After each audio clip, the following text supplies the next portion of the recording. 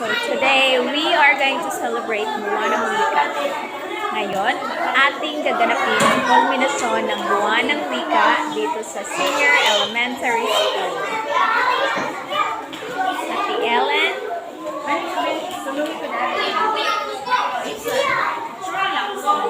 Ma'am Flor, and Ma'am Maraming salamat dahil nagkaroon tayo ng pagtitipon sa hapon ito. Kahit ito ay maulan na hapon.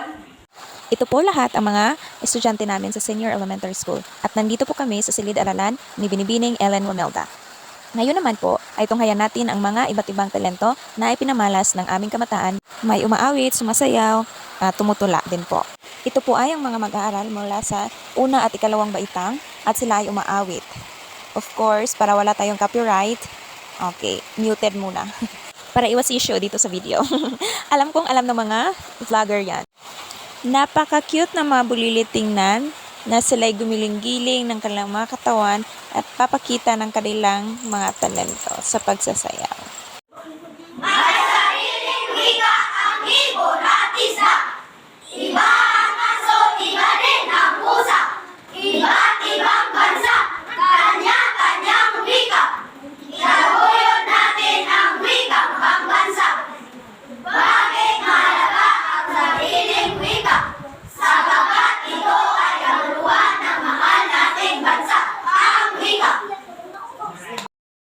Ito naman ay ang umaawit ang mga grade 5 at grade 6. Sumasayaw rin sila ng sikat na sayaw. Pero still muted kasi magagalit si AI sa atin kapag gagamitin natin ang music na wala tayong permission. So copyright na naman tayo, di ba? So bawal yan. Kaya tingnan nyo na lang yung mga galaw nila.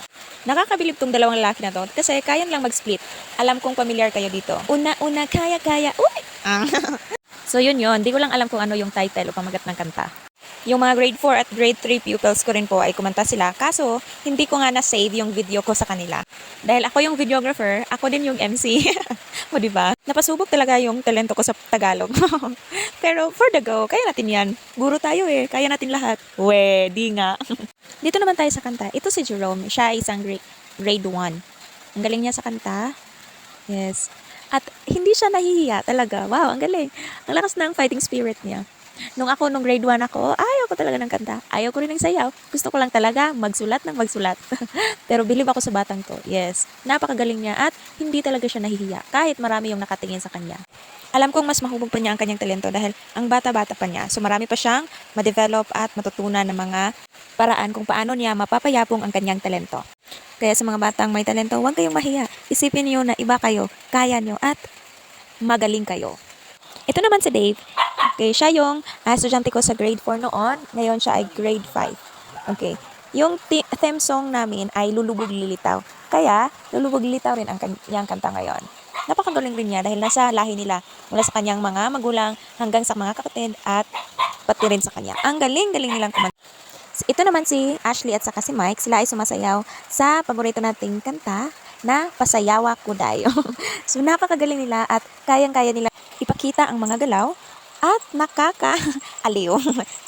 At yun ang mga kaganapan namin sa kulminasyon ng Buwan ng Wika. Maraming salamat!